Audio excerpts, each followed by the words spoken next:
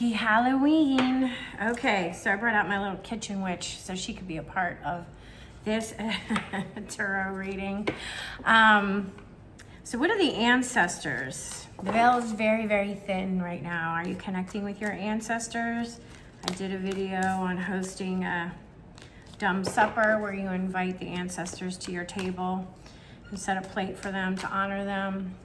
The Day of the Dead is coming up, honoring our ancestors. So what do the ancestors want us to know? I had a little Halloween gathering last night where we dressed in costume and we sat around and pulled cards and read. I was doing some readings. It was a lot of fun. I'm enjoying learning and I'm enjoying doing these readings. I always thought I could never understand the tarot, and I don't know, something happened this year. Something changed, something shifted, and I started watching videos and learning on my own, and then taking a course to help. And the cards now are speaking to me in a way that I never understood them before. But that's growth, right? That's what happens. All right. So in honor of Halloween and our ancestors, what do they want us to know? And if you are here today, that's because there's a message here for you. They want you to know something. Let me see, I have my Love Yourself shirt on. That's what I want you to know.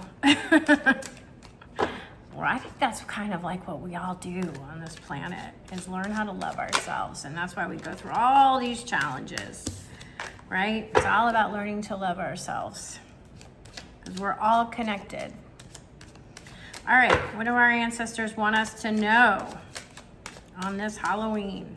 All right, I'm gonna cut once and let's see what we get. Ooh, the Ace of Wands, the Queen of Cups, and the Two of Cups. Okay.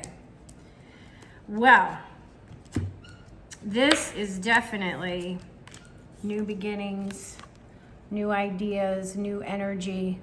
So are you feeling a new energy coming in? I feel like they're telling us to think about what it is that we want to put our energy behind. We want to plant some seeds. We want to be passionate about something again, right? The world is so serious. And I'm not saying that the problems aren't serious. By no means am I making light of what's going on. But, do we want to be a part of this puppet show? Or do we want to create our reality? So for me, this is about setting intentions and planting seeds and starting something new that I'm passionate about, that I'm excited about, that we get excited again. So I think this card is telling us, I think our ancestors want us to know it's time for us to get excited and plant new seeds and think of things in a new way, right? I think this is in focus. I don't know on my glasses. I might need to go up a half on my glasses and my magnifiers because I can't tell. Oh my God, right? And what are queens about? What is the queen? Now we know cups are emotions, right? It's our emotional body. It's how we feel about things. And the queen is the nurturer. She's the intuitive master. Look at her. If you can't see that she is in charge of her emotions and holding her own and knowing who she is. So I think this is a message from our ancestors telling us that we need to embrace who we are, right? Who we are. That's what she's saying. She's saying that we need to embrace our inner mastery and trust our intuition and trust ourselves. because that is who the queen is. And our emotions, to get in touch with our emotions like she does. She has complete mastery over her intuition and her emotions and her receptivity to life and her inner wisdom.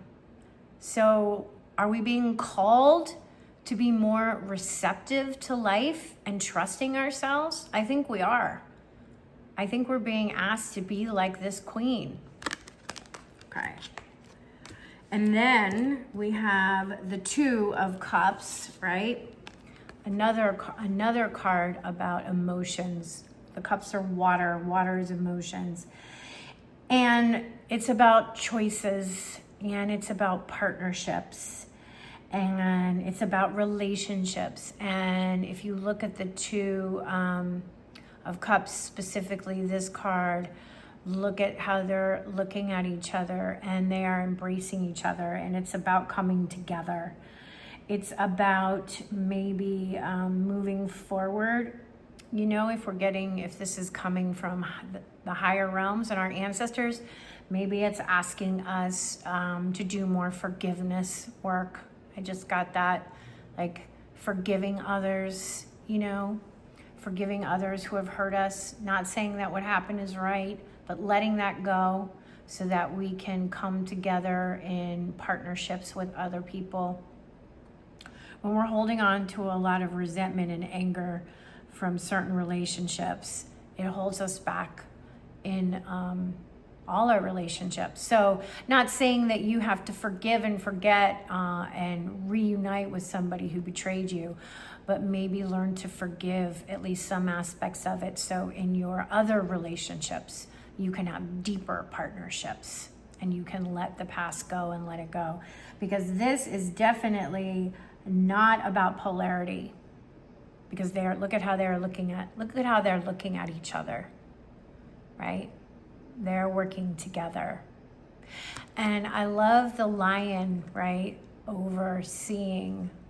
What does the lion represent? The lion is the king of the jungle, right?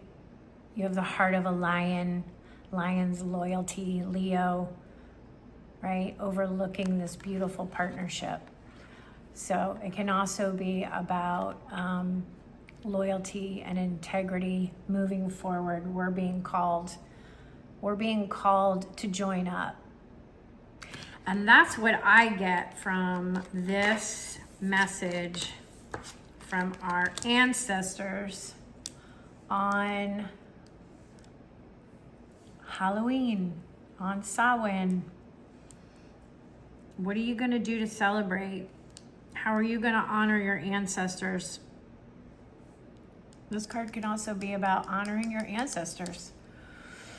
You know, maybe just remembering them, thinking of them, you know, and connecting. You can close your eyes and take a few deep breaths and just connect to those loved ones who are no longer here. And that's how you can honor them. All right. I hope that you enjoyed it, and let me know your thoughts. Would love to hear them. Yeah, this has been fun learning these cards. I'm enjoying it. And my little kitchen witch says happy Halloween. Have fun and be safe. Bring joy into your life. We could all use more joy. All right, everybody. I'll see you next time. Bye-bye.